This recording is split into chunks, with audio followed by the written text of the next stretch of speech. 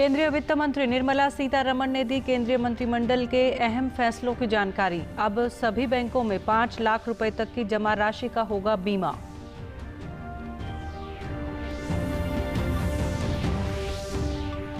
मुख्यमंत्री मनोहर लाल ने कहा, कोरियावास मेडिकल कॉलेज में अगले सत्र से कक्षाएं शुरू होने की उम्मीद। माधवगढ़ किले और ढोसी की पहाड़ियों को पर्यटन स्थलों के रूप में करेंगे विकसित।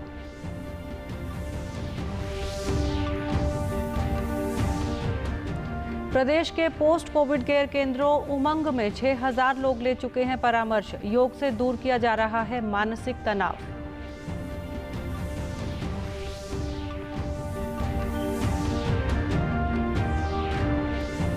और प्रदेश में एक राष्ट्र एक राशन कार्ड योजना का लगभग 1.5 लाख लोग उठा रहे हैं लाभ। दूसरे राज्य में भी आसानी से सरकारी राशन मिलने पर प्रवासियों ने जताया आभार। नमस्कार, मैं मंजू सिंधु और अब खबरें विस्तार से। केंद्रीय वित्त मंत्री निर्मला सीतारमण और सूचना एवं प्रसारण मंत्री अनुराग ठाकुर ने आज एक प्रेस वार्ता में मंत्रिमंडल समूह के अहम फैसलों की जानकारी दी। वित्त मंत्री ने बताया कि deposit insurance credit guarantee corporation की स्थापना की जाएगी, जो कि आरबीआई के बैंक के मोरेटोरियम से संबंधित दिक्कतों का समाधान करेगा। उन्होंने बताया कि अब सभी बैंकों में 5 लाख रुपए तक की सभी प्रकार की जमा राशि का बीमा होगा। सभी जमा खातों को 98% कवर किया जाएगा। इसके अलावा लिमिटेड लायबिलिटी पार्टनरशिप संशोधन को भी मंजूरी दी गई है। Corporation insures all bank deposits such as savings or fixed or current deposit or recurring deposits. All of them are insured, and it covers all commercial banks. So whether they are private or public sector banks, they are all normally covered. And even foreign bank branches are covered, that which is in India. Local area banks, regional rural banks, cooperative banks, small finance banks, all of them are payment banks, or normally all of them are insured. मुख्यमंत्री मनोहर लाल ने आज नारनौल के कोरियावास गांव में बन रहे medical college का निरीक्षण किया। इस दौरान मुख्यमंत्री ने बताया कि मेडिकल कॉलेज का 50% काम पूरा हो चुका है और अगस्त 2022 तक बिल्डिंग बनकर तैयार हो जाएगी। उन्होंने कॉलेज में अगले सत्र 2022-23 से कक्षाएं शुरू होने की उम्मीद जताई। उन्होंने बताया कि खुडाना के अलावा अटेली में अलग से इंडस्ट्रियल मॉडल टाउनशिप बनाने पर विचार किया जा रहा है। मैं आज होकर के आया हूं, सारी वहां की प्रगति देखकर आया हूं। वहां पर लगभग 50% काम हो गया है और आज की जो जानकारी मेरी है कि अगस्त 2022 तक वहां वो बिल्डिंग पूरी हो जाएगी। अब 2022-23 की क्लासेस शुरू हो पाएंगी कि नहीं हो पाएंगी, ये एमसीआई से जैसे हमको रिकॉग्निशन मिलेगी। अगर एमसीआई ने 2022-23 की दे दी तो अगले वर्ष क्लासेस शुरू होंगी, और नहीं तो फिर अगले वर्ष में हॉस्पिटल और बाकी बिल्डिंग के और जो काम बचेंगे उसको पूरा करके। मुख्यमंत्री ने कहा कि नांगल चौधरी हलके में बन रहे लॉजिस्टिक हब पर काम तेज गति से चल रहा है। उन्होंने इस क्षेत्र में पर्यटक स्थलों को बढ़ावा देने के लिए नारनौल के ढोसी की पहाड़ियों और महेंद्रगढ़ के माधोगढ़ किले को विकसित करने की बात भी दोहराई। पर काम चल रहा है। एक सड़क का मामला रुका हुआ, कोर्ट के अंदर केस है, बहुत जल्दी उसको निपटारा होकर के वो सड़क भी बनेगी। टूरिज्म के नाते से 2 केंद्र हमारे यहाँ इस जिले में, एक ढोसी का और एक माधोगढ़ किला, ये 2 बड़े प्रोजेक्ट हैं जिनको दोनों को हम चालू करें। मुख्यमंत्री मनोहर लाल ने टोक्यो में आयोजित होने वाले पैरालंपिक में भाग लेने जा रही भारतीय खिलाड़ी दीपा मलिक को आज शुभकामनाएं दी और विक्ट्री पंच के साथ भारत के पैरालंपिक खिलाड़ियों की हौसला अफजाई की। ओलंपिक टोक्यो 2020 के लिए मेरा विक्ट्री पंच। टोक्यो में गाड़ेंगे लट तिरंगा फहराना, कर देंगे सारों को पट देश के संग हरियाणा, देश के संग हरियाणा, देश के संग हरियाणा। कोरोना संक्रमण से ठीक होने के बाद भी कई लोगों में सिरदर्द, जुकाम, खांसी, दर्द, सांस में तकलीफ, थकान और मानसिक तनाव के पोस्ट कोविड लक्षण नजर आ रहे हैं। ऐसे मरीजों की सहायता के लिए प्रदेश के सभी जिला अस्पतालों में स्वास्थ्य विभाग द्वारा पोस्ट कोविड सेंटर बनाए गए हैं। इन सभी पोस्ट कोविड सेंटरों का विषय उमंग है, जहां जिंदगी है वहां रखा गया है। चंडीगढ़ में स्वास्थ्य विभाग के निदेशक ने बताया कि इन सभी उमंग केंद्रों पर मरीजों की काउंसलिंग कर उनकी फिजियोथेरेपी की जाती है, जिससे उनमें जीवन के प्रति आशा जागती है। अभी तक पूरे प्रदेश में लगभग ऐसे 6000 मरीजों को परामर्श दिया जा चुका है। पोस्ट कोविड केयर सेंटर बनाए हैं जो कि अभी डिस्ट्रिक्ट हॉस्पिटल में बनाए गए हैं, तो उसका नाम उमंग ही इसलिए रखा इस हिसाब से कि जिंदगी है वहाँ, उमंग है जहाँ, कि मतलब जिससे कि हर पेशेंट जो वहाँ पे आता है उसको इस तरह से मानसिक और शारीरिक तौर पे तैयार किया जाए कि वो फिर से अपने को स्वस्थ महसूस करे। मरीजों ने बताया कि संक्रमण से ठीक होने के कुछ दिन बाद उन्हें थकावट ज्यादा रहने लगी और चिड़चिड़ापन आ गया। इस पर उन्होंने पोस्ट कोविड केयर सेंटर में संपर्क किया, जहां उनकी काउंसलिंग की गई और योग करवाया गया। अब वे स्वस्थ महसूस कर रहे हैं। यहाँ पे तो बहुत अच्छी सुविधाएं उपलब्ध है, जैसे कि यहाँ पे मेंटल काउंसलिंग हुई मेरी कि हाँ मैं अपने आप को कैसे रिकवर कर सकता हूँ। उसके बाद यहाँ पे मेरी योगा क्लासेस हुई और मेरे टेस्ट भी किए गए। उसके बाद यहाँ के जो भी डॉक्टर्स थे उन्होंने जो भी ट्रीटमेंट मुझे दिया मैंने वो फॉलो किया और आज मैं अपने आप को एक अच्छा स्वस्थ महसूस कर रहा हूँ। दिक्कत आ रही थी, फील हो रही थी, महसूस हो रहा था जी मेरे को ना घुटनों दर्द होने लगे थे जी। ठीक है जी, और कांची से काम नहीं जा रहा था जी मेरा, तो मेरे को वीकनेस भी आनी शुरू हो गई थी। तो फिर मैं डॉक्टर के पास आया जी, यहाँ कोरोना पॉजिटिव वाले सेंटर में आया जी, यहाँ मेरे को लाभ मिला जी।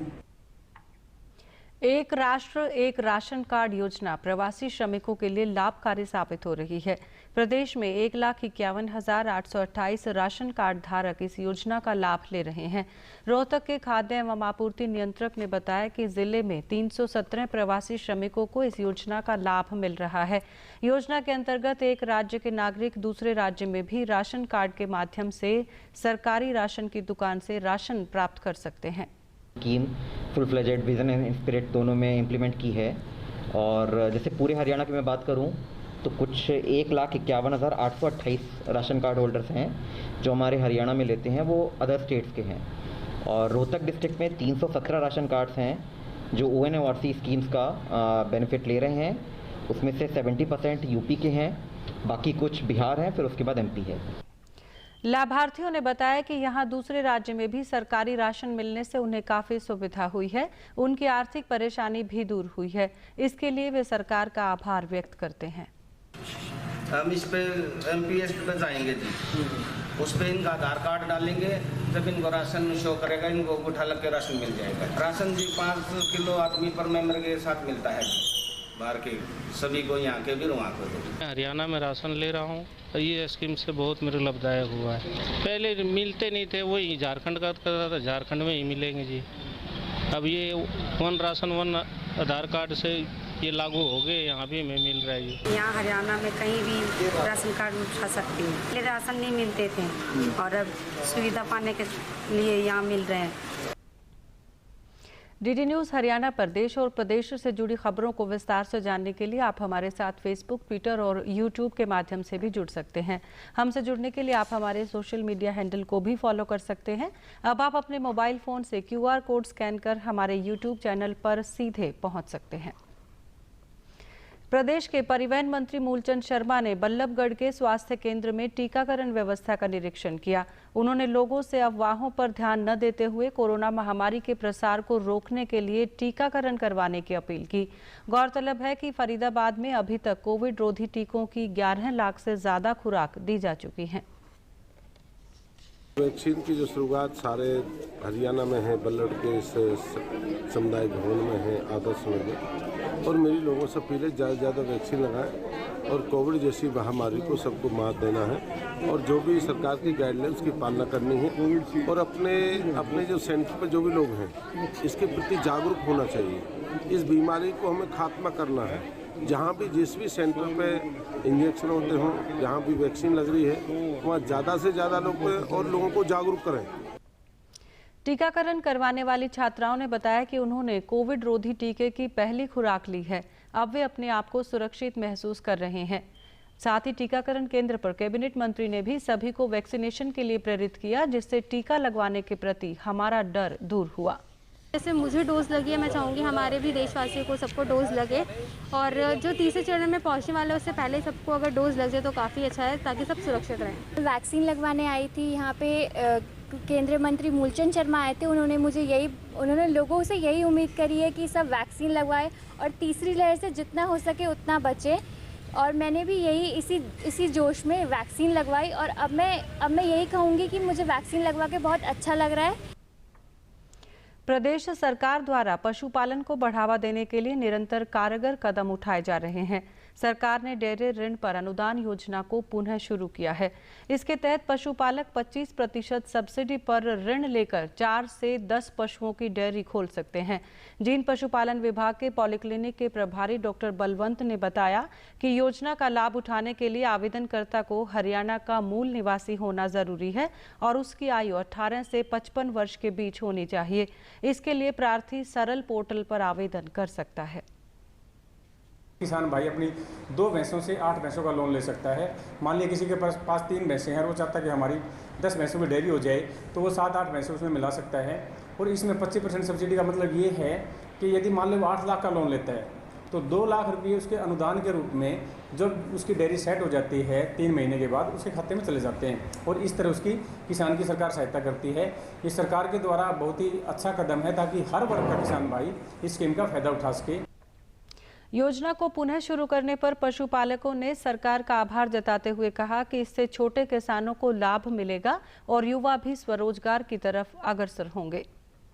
ये जो स्कीम यूज़ करी है सरकार ने बहुत बढ़िया यूज़ करी है। मतलब इसमें हर वर्ग को लाभ मिलेगा। पहले क्या था कि किसान 1-2 भैंस रखता था। अगर आज के टाइम में कोई किसान अपना मतलब कारोबार बढ़ाना चाह रहा है, खासकर दूध के उसमें, तो वो वहाँ से आप गवर्नमेंट की तरफ से अपना लोन ले सकता है और अपना कारोबार बढ़ा सकता है। बहुत ही बढ़िया स्कीम है। पहले SC-BC के लिए थी, अब तो हर वर्ग के लिए है ये। इसमें मतलब हर किसान का फायदा है।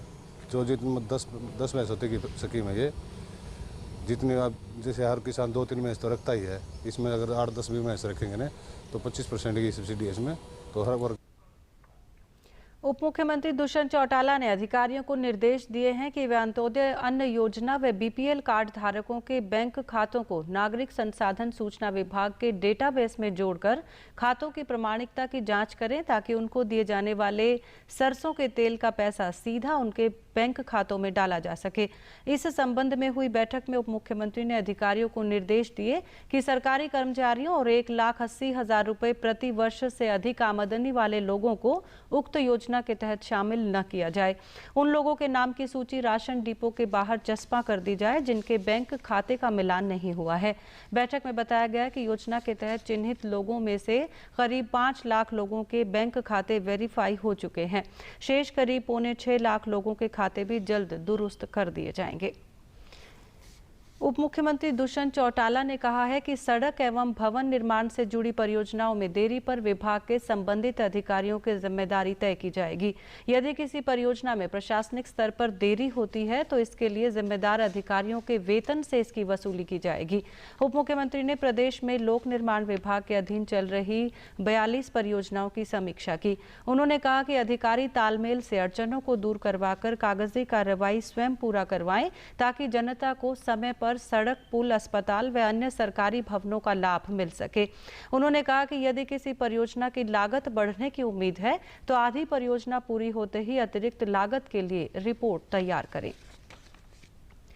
प्रदेश के सहकारिता मंत्री डॉक्टर बनवारी लाल ने कहा है कि राज्य की कुछ सहकारी चीनी मिलों की क्षमता आगामी पिराई सीजन तक बढ़ा दी जाएगी। सहकारिता मंत्री ने चंडीगढ़ में राज्य की सभी सहकारी चीनी मिलों के प्रबंध निदेशकों और किसानों से वीडियो कॉन्फ्रेंसिंग से बातचीत की।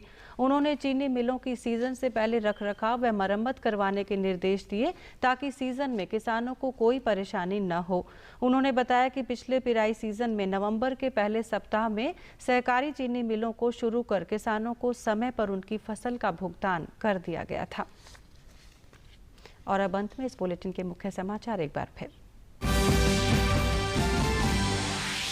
केंद्रीय वित्त मंत्री निर्मला सीतारमण ने दी केंद्रीय मंत्रिमंडल के अहम फैसलों की जानकारी। अब सभी बैंकों में 5 लाख रुपए तक की जमा राशि का होगा बीमा।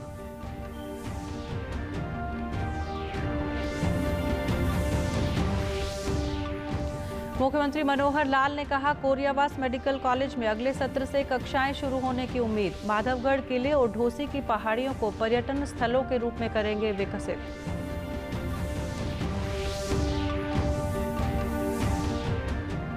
प्रदेश के पोस्ट कोविड केयर केंद्र उमंग में 6000 लोग ले चुके हैं परामर्श। योग से दूर किया जा रहा है मानसिक तनाव।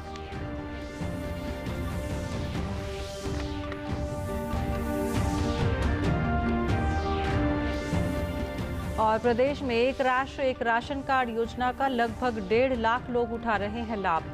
दूसरे राज्य में भी आसानी से सरकारी राशन मिलने पर प्रवासियों ने जताया आभार।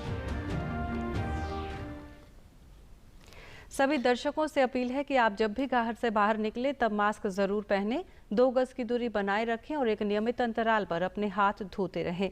और अगर आप पात्र हैं तो टीकाकरण जरूर करवाएं, तभी आप कोरोना महामारी से बच सकते हैं। आज के बुलेटिन में बस इतना ही। नमस्कार।